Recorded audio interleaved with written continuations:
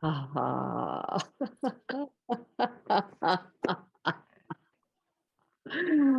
Hi. Hi. With the lips. I love it with the Oh, lips. yes. I'm taking this very seriously. I just want you to know. I love it. I love it. I love it. And I love having the bars in the background. I'm like, Oh, yes. This room is like where the magic happens, right? This is where I record my virtual classes. This is where I do virtual auditions. It's like, this is the room. this is it. Yeah. The room where it happens. Exactly. Oh my God, you're so gorgeous. Oh, thank you. So are you. So hello, Hi. welcome to Changed for the Better, the Power of Arts in Education, episode 23. I'm Stacy Tiro, a high school performing arts teacher for over 25 years. I've taught a lot of amazing people. Now that so many of my students are adults, they'll teach me how, through the lessons in my classroom, they have been changed for the better. Oh my goodness. Don't we wish we were 23? Yeah. I was just thinking back. It was a long time ago. It is a long time ago. In today's episode, I am chatting with Wonder Woman. Literally. Flatter me. Before this incredible person became this superhero beast that she is today, and we'll learn why I call her that in a little bit, our paths first crossed in my first year at Spring Valley High School. So I was 24. I was not married yet, so she didn't know me as Tiro. She knew me as Stacy Roth. Yep. And I was just coming out of my own performing career. I took this gig directing and choreographing this high school show called Bye Bye Birdie. And I was taking over for a duo who had run the shows for many, many, many years. And while I may have been qualified enough to do it, I had no idea about this like cult of thespians that I was walking into. What you were getting yourself into. Yeah. I was a newbie. And at that point, for my part, I was like, I just want to cast this musical and prove to myself, and I guess everybody else around me, that I was up to the task of leading these adolescents who were obviously organized with like a 50-year legacy of an organization behind them. Mm-hmm. So during these auditions, this long, lanky, sassy senior stepped center stage and belted out something fierce I went like, where's this chick coming from? This is like a high schooler. So I don't remember what she sang, but I do remember thinking, well, that's our Rosie. One down. We're done. So though we only worked together at Spring Valley for that one show because she graduated that year, she made this really distinct impression on this theater kid. And over the years, our paths would sort of continue to cross over. We'd kind of come in and out of each other's lives. Eventually, she went to my alma mater, Montclair State. When I went, it was Montclair State College, but when she went, it was Montclair State University. Like she got the version of our school. And not to interrupt, but I don't know if you remember this, but you wrote me a letter of recommendation to get into Montclair State. So it was with your help that I was able to get in. Yes.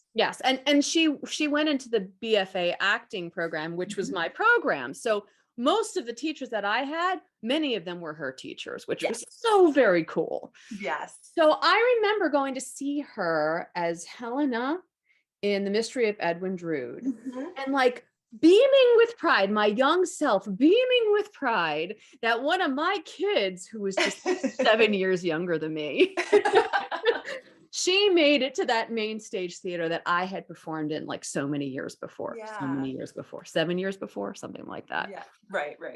Now she is still an actor, but she has also been a certified group fitness instructor for like the past 17 years. Yes. This is where the Wonder Woman part comes in. And in August of, it was around 2015, this new aerial yoga studio had opened up in Nyack, New York, which is near where we are. And I thought it might be like this fun summertime treat to try. So I walked in, and guess who the instructor was? So she introduced me to this amazing world of flying and hanging upside down in this beautiful silk hammock. And oh, how the tides had turned. The students became the teacher. And I was so excited, and it has become something that I just absolutely love to do. So today I am so pumped to have this conversation with one of my very first class of thespian students. Yes. So this is how it goes. I have 10 questions to ask you. And here we go with number one. The easy one. What is your name, the year you graduated, and tell me a little more about what you do now. Okay, so my name is Robyn Corujo. I graduated class of 1996, and I know. And like you said, I am still an actor to this day. I have worked extensively through television, through theater, voiceover, and I'm also a certified group fitness instructor and have been for over 17 years now, just teaching all different types of formats, different fitness formats. I've evolved a lot over the years, and yeah, that's what I'm up to. She's a beast. She's a beast. She's the strongest woman I think I've ever met. And the things that she does, I have taken her hammock class, and the things that she can do, and I'm putting pictures into the blog, so you'll be able to see, oh my God, it is just unbelievable. That. Thank you. Let's move from the present to the past. Sure. So using your adult brain, describe your adolescent self. Oh, so when I think back to high school Robyn, and specifically 17-year-old Robyn Gray, because that's when you and I met, I had so much to share. I had so much passion in me. I knew that I had something special, as performing goes, as far as that goes. And I certainly don't say that from an arrogant place or anything like that. You know me, that's not how I am. But it was just that confidence of knowing, even at such a young age, I know that I can get on that stage and really perform. But nobody was giving me a chance, right? Like previous years and growing up, I had wonderfully supportive family, wonderfully supportive friends, but I just knew that there was something else that I wanted to show, and I sort of wasn't getting that shot. So I just had so much inside of me, so much passion, so much excitement to share. But I was a bit frustrated, and I was a bit raring to go, right? So I was sort of like this kind of like Bambi trying to find her legs, right? Like I was just kind of awkward and hadn't grown into myself yet, hadn't discovered yet who I was. I mean, who has really when they're 17, Nobody. So, but I had so much in me, and that's kind of what I remember about my younger self, my adolescent self. Yeah, I would agree with that. And this was a long time ago. Like we're going back into my just post-adolescent time at that point. And I remember that confidence was just there. Most kids did not have Robyn's confidence. They just didn't.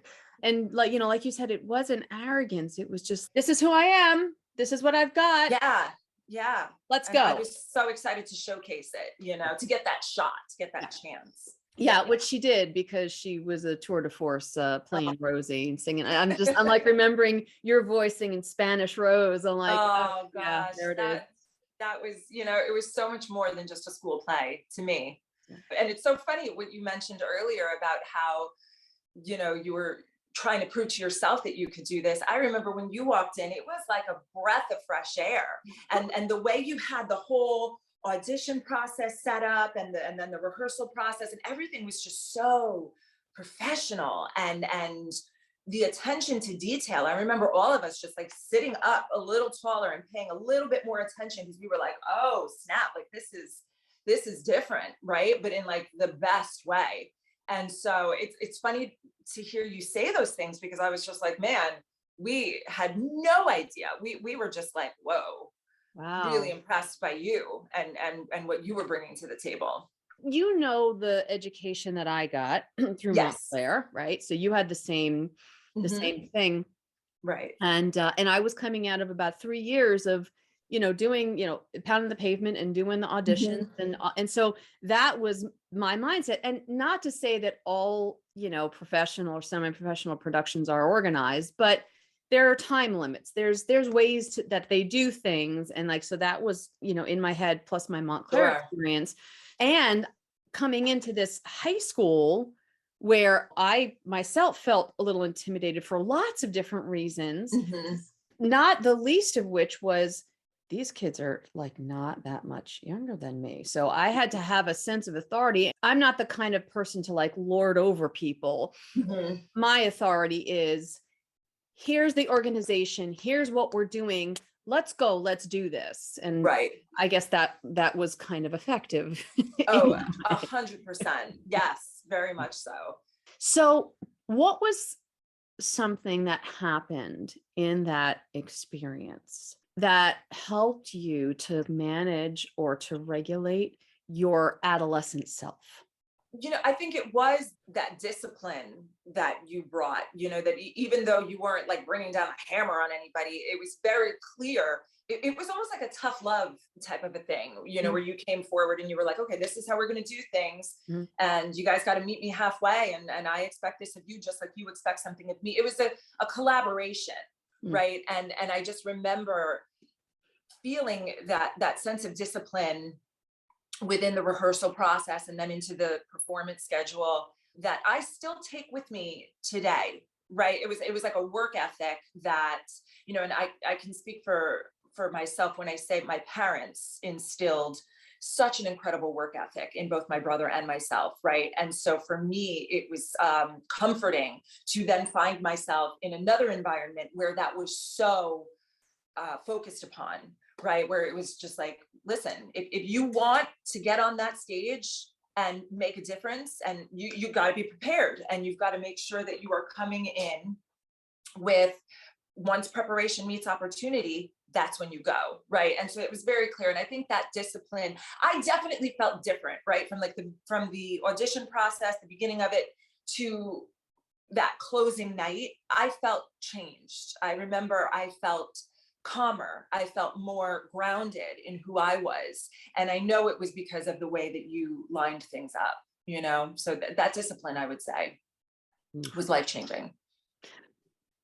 That's nice. I'm like, I'm trying to like. It's true. You know me, you know that I'm not gonna come out here with some BS. I know. Are there any lessons that you learned there, other than what you said, I don't know, that you still think about or use today? So definitely that discipline, but one of the reasons why extracurriculars are so important for children, and why arts education and sports and just, all of these extra things are imperative, because not every child is going to shine academically. I didn't, right? Everybody finds their voice in a different way. And I've very often over the years looked back and thought to myself, what if I didn't have that opportunity? What if I didn't have the drama club or thespians or dance class or any of that stuff? I definitely, it would have changed the entire path of my life. So I think being able to find and understand a sense of self was, especially at such a young age and at such an impressionable age, was very important for me specifically, because it helped me find my voice, both literally and figuratively. And it helped me just be more confident in who I was and going forward. And, because after I graduated from Spring Valley High, I went to RCC for 2 semesters, and then I transferred to Montclair State. Those were the lessons that I brought with me everywhere I went. I think having that sense of self and being given that opportunity to even discover that is so important. And I'm so grateful for that to this day. Well, I'm grateful for you too. Yeah. So how have you changed since graduating high school? You know, you were confident then. So what's shifted for you? So I like to think that I still have that confidence. I've just learned to harness it more effectively and in a better way for myself. I think that I almost didn't know what to do with all of that passion and that excitement and that, you know, all of those feelings, but I've learned how to use it to my advantage now. So it's not so like go all over the place, right? It's not just like, ta-da! There's a calmer, more rounded confidence that I feel I've been able to wrap my mind around. And it's funny because I'm going to be 44 in about a month, right? And so you start to think, you know, when your birthday starts coming around, you know, about your past and things, or at least I do. And, you know, to think how much I've grown and how far I've come. And yeah, I think I definitely still have that confidence, but I just know how to utilize it a little bit better. Yeah. What would adult Robyn tell high school Robyn to help ease the way? Pipe down. Don't try so hard, right? And I know at first blush that seems like terrible advice, right? Like, shouldn't we always be trying our hardest? Yes.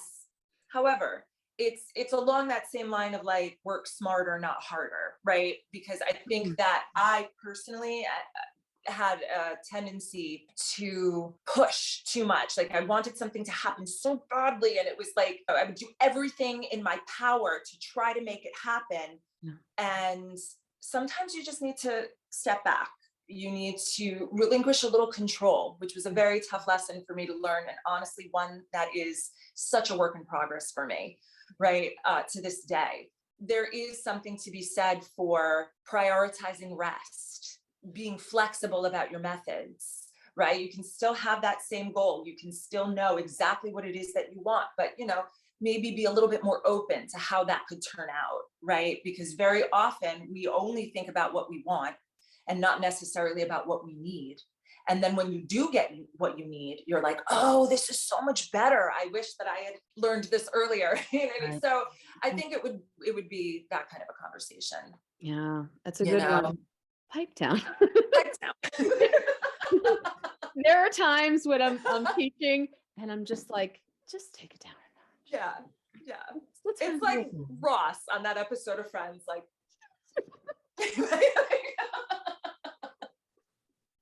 that's like, I wish I'd known that then. I would have done that to myself. I would have been like, you know, even still to this day, sometimes it's true, because theater kids, adolescents, intense. Theater kids, really intense. Oh, it's a whole other level. Yeah. And then like the confident theater kids, it's like, oh, okay. Yeah. We special breed. But what's funny is that I don't remember, and maybe because I was just so in my own head about the whole thing, but for me, having somebody in that, like, oh, Wonder Woman, I love it. For me, having somebody, a student who was so capable and so talented in that role, because that role kind of runs the show, you know, basically. And having that, I think whatever intensity you may have exhibited, for me it was like, yep, that. You know? Yeah. And I think that it set the tone, and it created the mold for me to be able to say, this is what we're going for, this is what I want, so yes, meet me halfway or more than halfway, and let's get you further there. And then it sort of became this self-fulfilling process, right? So that was helpful for me. So whatever intensity you had, for me, I'm like, I so appreciate that, because I mean, I think we were working off of each other in that sense. You know, I think it was definitely a collaboration for sure. But you gave us that freedom to come to things on our own and make choices that we felt were right. And then you would guide us, like there was never any time where I felt like, do it this way and da da da da da, right? Like it was such a safe space for creativity to flow. Okay. Yeah, because what did I know? I didn't know. What do I know? What did I know? What did any of us know? I don't know anything. To this day, I'm like, out here flying by the seat of my pants. Yeah, see, but that's the thing. Most people, that's true. We have our experience, our expertise and whatever, but life keeps changing. Different people come in, different experiences happen. And if you can't roll with it, right, then all of your expertise is kind of stupid. Oh, absolutely. And it's for nothing. You have to be ready to evolve and you have to be willing to go with that flow, so true. 100. So what is something that you are grappling with now as an adult?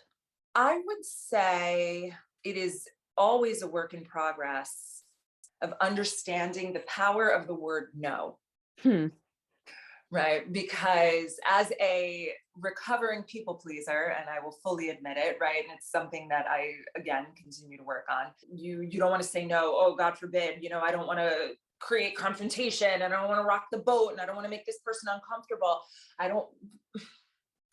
You should make people uncomfortable. You should rock the boat. If it's something that you feel so passionate about and it's your authentic truth, to speak up for yourself and say, I'm sorry, but this isn't going to work for me, or I'm sorry, I don't feel that this is the right thing for me. Especially as actors, we, at some point, I feel like a lot of us were taught, be grateful, whatever they throw at you, whatever job, whatever opportunity, whatever audition, just take it. And it's like, no, you really do need to be discerning about things like that, because otherwise you're going to find yourself in a situation that you are not happy in, that you're not going to grow. It's just going to be nothing but trials and tribulations, and it helps no one. Right. So learning to speak up for yourself and advocate for yourself and say, I'm sorry, but no. However, no, or however you want to put it. Right. Like it's just an important thing to learn and to put into practice. And I think that it should be taught earlier, at least it wasn't for me. I was just taught to kind of like go with the flow and whatnot, and certainly speak up for yourself when you don't think something is right. But it was definitely something that I always struggled with, for sure. And I've gotten so much better with it, but every once in a while it'll rear its ugly head and I have to take a breath and say, okay, we've been here before. Why are we feeling so triggered? And let's take a moment. And you can say to somebody, let me get back to you. Let me check my schedule. Oh, I'm not sure if that's going to work, so I'll be in touch. And take some time to think about it. And maybe you will come to the conclusion that, okay, you know what, I can try this. But at least you took that time for yourself first. And if you do still feel like certain about it, that you don't want to do it, say that. Because you don't want to waste your time and you don't want to waste other people's time. Yes. And people pleaser, hate confrontation, all of it. Things. Yeah. And I think that in the arts, we do fall into that trap because I think we're so open to the possibilities. This new experience. Oh yeah, let me try that. Yeah. Oh, let me do that. And like, yes, more. So like there's a self-fulfillment that is, I think, in connection to, we want other people to be happy. Like, I just think it all kind of feeds itself somehow. Yes, it does. It all ties together for sure. And just thinking like, I have to make everybody else happy. I'll leave myself for last. And that's not always the best course of action. No. As I've learned the hard way. Yes. Well, tell me one thing that you miss about your high school self. And then one thing that's gotten better since you become an adult. I think my high school self took more risks, and I think it's that idea of like, when you're younger, you do feel a little bit more invincible and you do feel more curious. As you get older, it's like, oh man, I've seen this stuff before. I don't want to go too far in that direction because what could happen, right? So younger me definitely took more risks, but me now, like I said earlier, I'm just more discerning about what I choose to invest my time in. While I do really respect that younger version of myself who was willing to try more and do more, there were definitely things that like I probably shouldn't have or weren't right for me, but I tried anyway, and now I have a clear view, I think, of what I should try and what I shouldn't. 2020 hindsight is it? Yeah, exactly. It's a curse and a gift. Yeah. Oh, it really is. It's such a double-edged sword. You just try to take those lessons and do your best. It's that Maya Angelou quote, now that I know better, I do better. Right. It's that kind of way of thinking. I'm putting that in the blog. Yeah. So you've said a lot of very wise things today. But if you could give a piece of sage advice to high school students now, what would it be? I would tell them that everybody is so focused on themselves.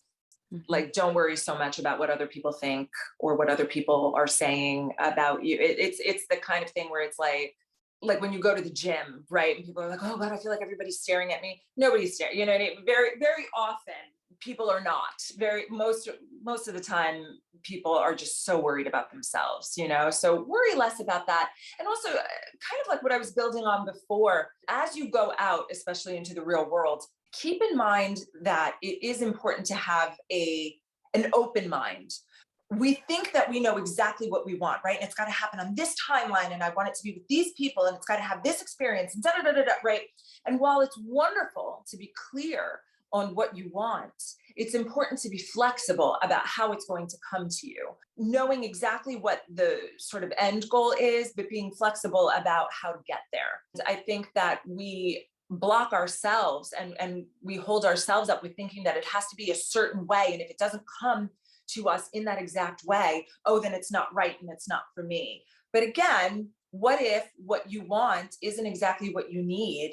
And when you do get what you need, it's a little bit better and it's a little bit more comfortable, or it came with something extra, right? You really want that job, but you don't get it, but there was another job with more money, right? Or there was another job and the people that you'll be working with are just so much easier to be around, right? Because those things are important.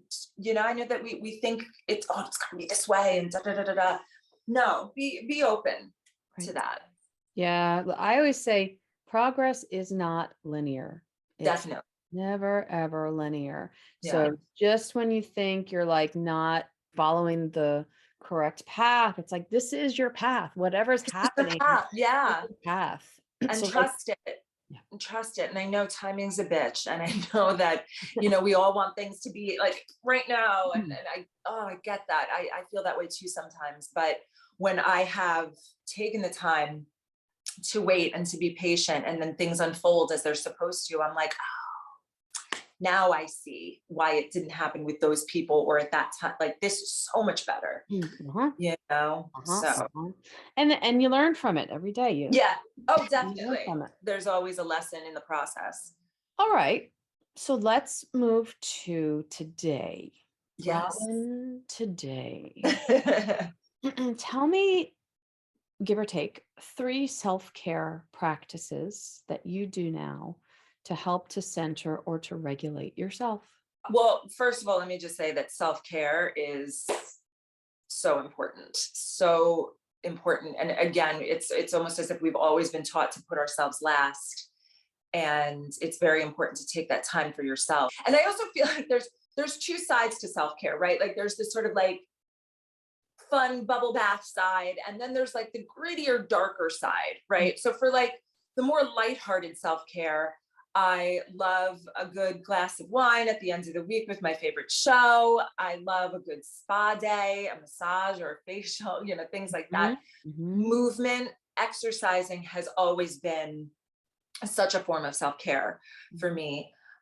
And then on the other side of it, I would say therapy, shadow work, and calling yourself out when you're the one that's wrong, right? And, and it's uncomfortable, it's icky, and it's not fun, but it's so necessary to understand where you're the problem, where you're the drama, and to say to yourself, okay, well, you know what? I don't want to be that. I don't want to be that for me or for the people around me. So I'm going to work on it. So that's a form of self-care that a lot of people, I feel, don't discuss, right? It's usually about, I'm going to have an extra piece of chocolate, and you should have that extra piece of chocolate and enjoy it, but also nice go to therapy.